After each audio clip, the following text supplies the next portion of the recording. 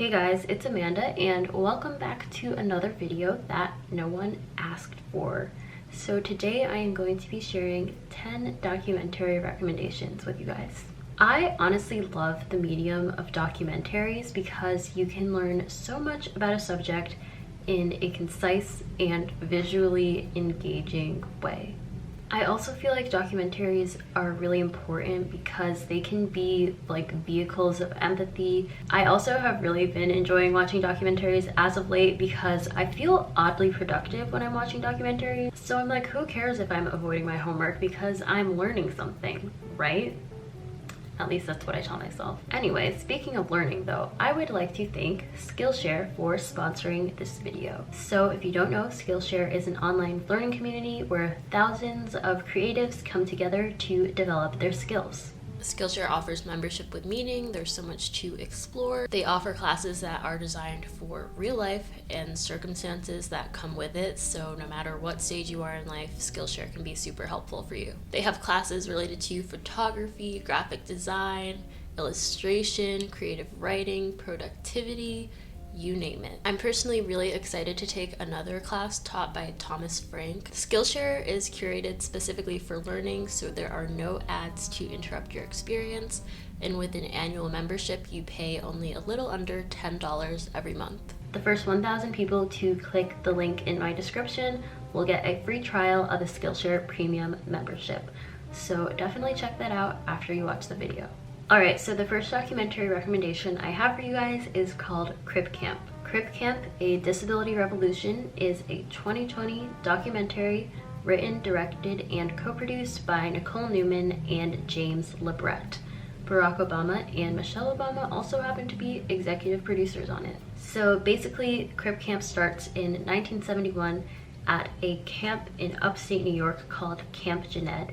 It's a camp for teens with disabilities, and for a lot of the campers who went there, it was kind of like this utopia and this safe haven, because in the outside world, especially in the 70s, if you had a disability, you were very ostracized or you were even institutionalized wrongly, and there just wasn't a lot of accommodations for people with disabilities back then. So this kind of felt like the place where kids with disabilities could go and really feel like they were able to be themselves, because everyone had a disability, so it really wasn't that big of a deal. So that's where the documentary starts, but it ends up following a select few campers who went on to become activists in the disability rights movement. The documentary follows some key figures in getting the Americans with Disabilities Act passed in 1990. If you don't know, the Americans with Disabilities Act is a civil rights law that prohibits any individual with a disability from being discriminated against in any aspect of public life, from education, transportation, employment, and any sector of life, private or publicly owned, that is open to the general public. And it's kind of crazy to think about. When I first watched this documentary, I was like, shocked that that was only passed in 1990, and I think it's kind of a law that I take for granted as someone who is able-bodied. I feel like what I really got from this documentary was that it really knocked down some attitudinal barriers I had towards people with disabilities that I didn't even really recognize that I had, and like in a real tangible way in my life, and how I go about approaching and thinking about people with disabilities. It's not necessarily from a perspective where it's like, oh, what can I do to help them? It's more like, well, what can I do to just see them as a person, first and foremost. And it's even kind of made me more aware of things like environmental accessibility. So it gave me just a lot of appreciation for people with disabilities, and especially for the activists who worked to get that legislation passed. Alright, so the next documentary recommendation I have is The 13th. So The 13th is a 2016 documentary made by Ava DuVernay, and basically this film explores the intersection of Race, Mass Incarceration, and Justice in the United States. It's titled after the 13th Amendment in the US Constitution, which in 1865 abolished slavery unless, and there was a very important clause, unless you are a criminal. And basically that little clause is the whole jumping off point for this documentary. So basically this documentary follows how slavery was, in a sense, never truly abolished because of this one loophole, and how consistently throughout US history a really huge portion of Black men in America have been incarcerated. Honestly, I feel like this is a documentary that like everyone should watch. I also feel like this is a documentary that really should be shown in like high school history classes, because honestly when I think about what I learned about in terms of history about African Americans, it kind of was so like glossed over in school. Like it kind of, you like learn about slavery for a second, then you learn about civil rights and MLK, and basically like nothing after that. Damn, we really spent like 2 months learning about the world wars or whatever, and don't acknowledge that at the same time Black people were still being brutally oppressed in our country. I feel like this documentary is just super important because it really shows you the importance of perspective and of who is telling history. And honestly, this documentary brings in a very wide range of speakers into it.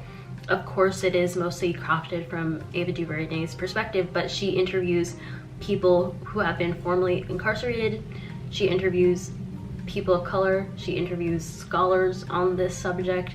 And she even interviews like more so conservative white men who were a part of the creation of like the war on drugs and who were complicit in things like the 1994 crime bill, which spiked incarceration. So honestly, I think this documentary is a must-see for anyone and everyone, despite what you think you might know about America and its criminal justice system and slavery. Okay, so the third documentary I'm recommending to you guys is one that I really like a lot. It's called Class Divide. So Class Divide is a 2015 documentary directed by Mark Levin, and it showcases the class division and the hypergentrification of the West Chelsea neighborhood in New York City and its effect on public housing residents in that area. So it starts in West Chelsea,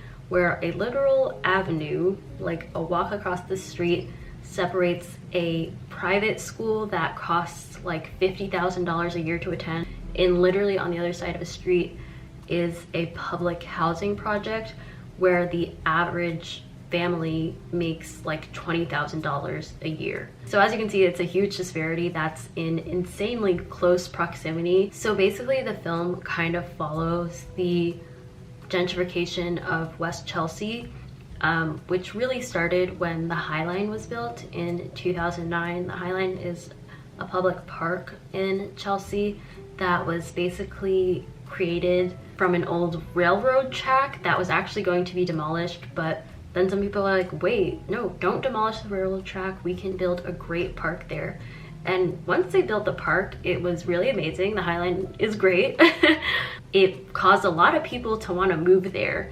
And basically the rents in Chelsea like rose sky high, like 10 times faster than any other location in Manhattan. And it really just caused like this huge amount of gentrification in such a short period of time. I definitely don't want to give away too much about this documentary, but I will say it is very heart-wrenching. I feel like it's really interesting because it follows the perspective of these kids who lived in this public housing project, and it's just kind of like a slap in the face to them to see that there's a school across the street from them that they can't attend because it's absurdly expensive, and then the kids at that really expensive school kind of grappling with the fact that they are complicit in this gentrification and kind of what this means for them. Also, I saw this documentary before I came to school in New York City, and I watched it again after coming to school here.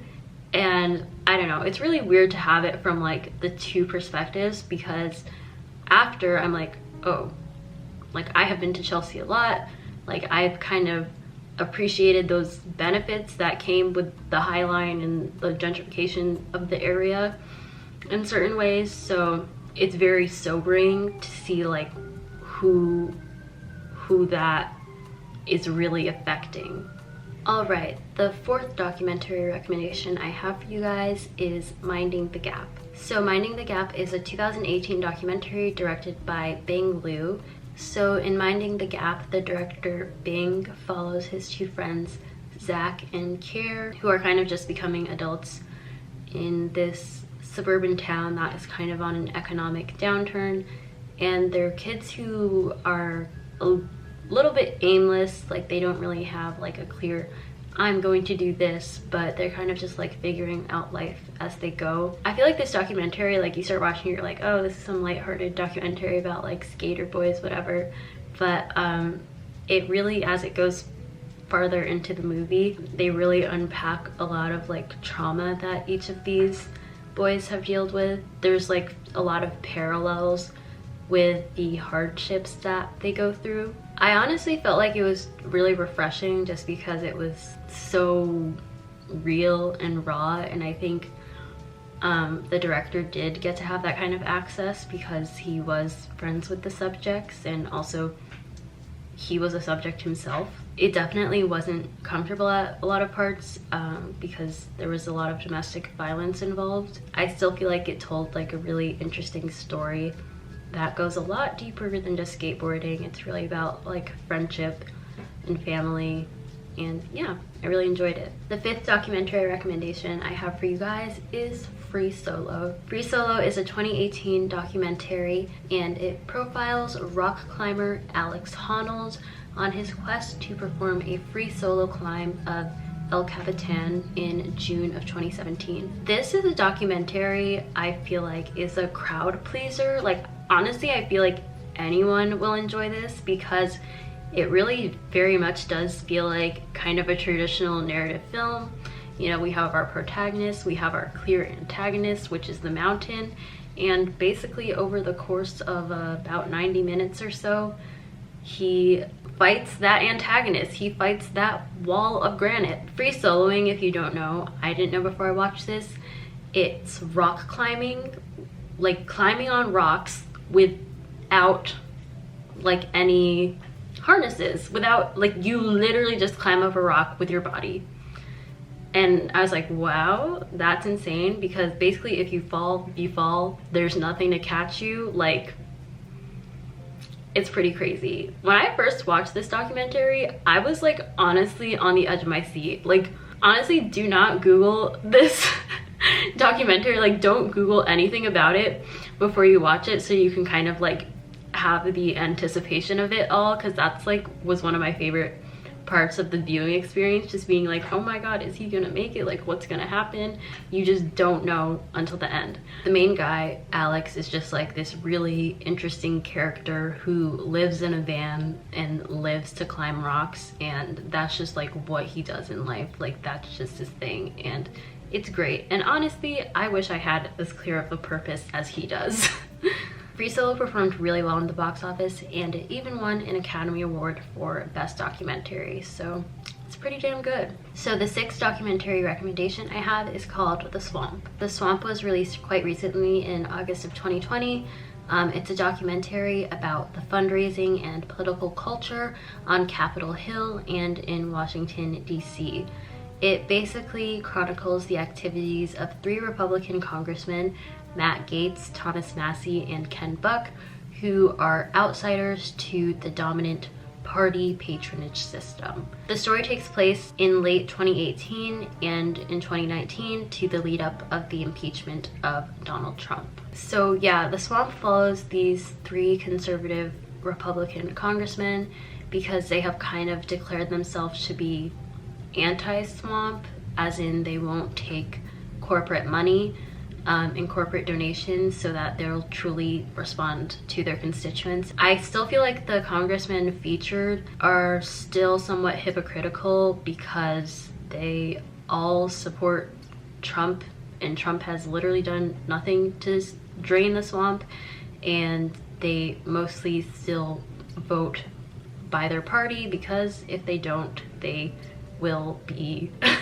punished for it. Basically, for me, the main takeaway of the swamp was just learning about how intertwined corporate money is within Congress. Congress members on committees literally have to buy their seats to get on committees. Like, whoever gives Congress people that money, that's basically who they're gonna respond to first and foremost, not their constituents, not like the average everyday American. This documentary also shows how hyperpartisanship has rapidly increased over the years and how it's really, really uncommon these days for bipartisan legislation and for working across the aisle to really happen in a meaningful and effective way, because politicians are first and foremost serving whoever gives them the most money and whatever their party tells them to do, instead of actually serving the people who really voted them in office. Honestly, it is quite disheartening, but I feel like this is a very important thing to be aware of if you live in America. The 7th documentary recommendation I have is actually a docuseries. It's called Living Undocumented. It's on Netflix. So Living Undocumented, I believe, follows 8 families through 8 episodes, and they're all either one person in the family is an undocumented immigrant or some of them aren't. It's like a huge source of contention in their daily life dealing with the threat of being deported. I really appreciated this docuseries for a lot of reasons. It gave you like a very inside look at these people who kind of have just been labeled undocumented immigrants and nothing more. But these people are people who work, they're people who have families, their mothers, their fathers, their children's, they're business owners, and I feel like it really gave a voice and a face to a group that has been painted largely as a threat and as a monolith, when that is definitely not the case at all. Basically, the hoops people jumped through to come here were because they literally had no other options. One of the families followed was a family from Honduras. They rode a train, but like on the outside of a train. People ride on top of trains and outside of trains and risk their lives like on these journeys to even get the chance to come to America. I feel like the 2 main takeaways I got from this documentary are, one, how random and how lucky you are to be born where you are born, and 2, basically how important it is to see like the other side of the story. I mean, you don't really see undocumented immigrants being interviewed for media coverage a lot because, for obvious reasons, they might not want to give away their identity, but it's really unfortunate because they don't get a chance to tell their own story from their perspective. Yeah, I would highly recommend watching this. Alright, so my 8th documentary recommendation is Slay the Dragon.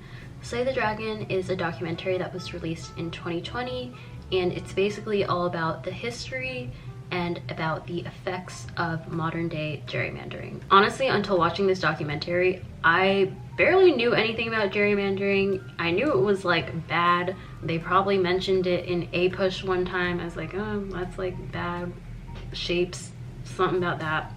But honestly, after watching this, I'm like, okay, gerrymandering is like where democracy ends. So basically, Slay the Dragon follows the history of gerrymandering from its inception in the 1800s to when it went to X Games mode in 2010, when Republicans decided that they'd cut up states in ways that would basically make it impossible for them to lose any election. It basically makes it so that lawmakers and people in power do not have to be held accountable by their voters and by their constituents because they simply can't be voted out.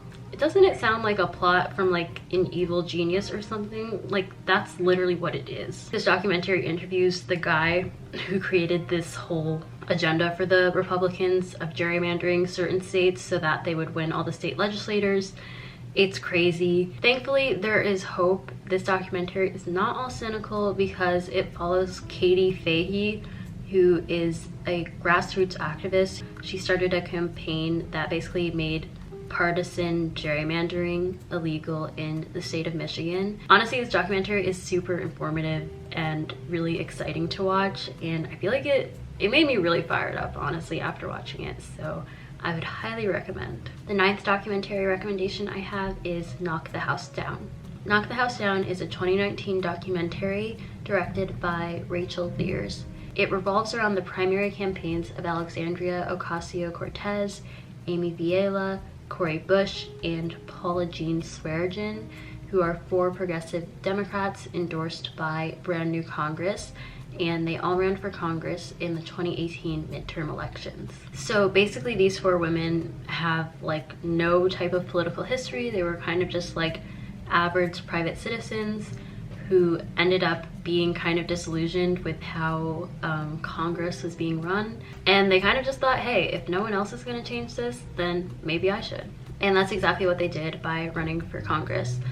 Unfortunately, everyone except AOC's campaign lost in the primary. The documentary shifts to focus mostly on AOC and her campaign in the general election against the incumbent who has been there for 14 years. It gives a kind of a deeper look into AOC's personal life and her motivations for running for Congress, and it really shows how much she knows her congressional district and her community.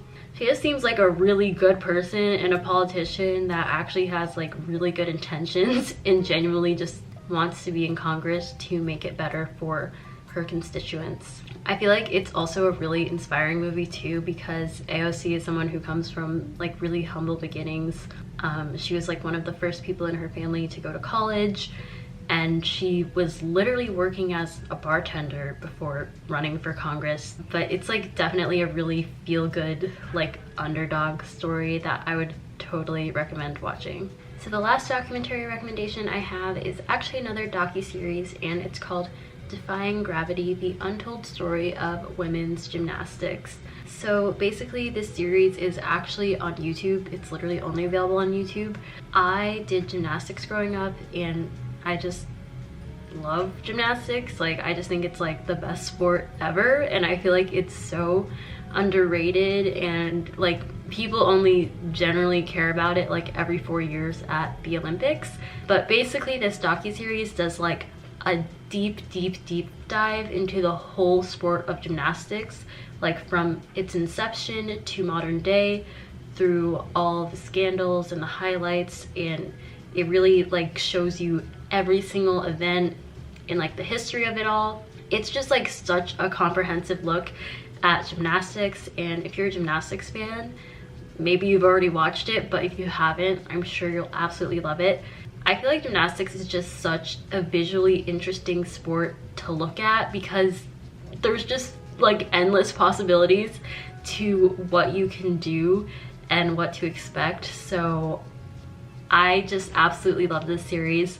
It showed perspectives from coaches to athletes to former athletes, and it showed perspectives from all different levels, and it also showed a range of perspectives from people from all different countries as well, which I really appreciated. I also feel like this is kind of a docuseries that you could just like watch with like family members or friends. Like, I feel like it's pretty easy for anyone to get into it, and I feel like I haven't heard that many people talk about this series. I feel like it would honestly be way more popular if it was on like Netflix, but I would still totally recommend watching it. So that's all for my documentary recommendations. I hope that you guys enjoyed it. Let me know if you have watched any of these or if you're gonna watch any of them, and let me know if you want to see any more recommendation videos. I can do movies or TV shows or whatever else you would like. All right, I'll see you in my next video. Have a good day and goodbye.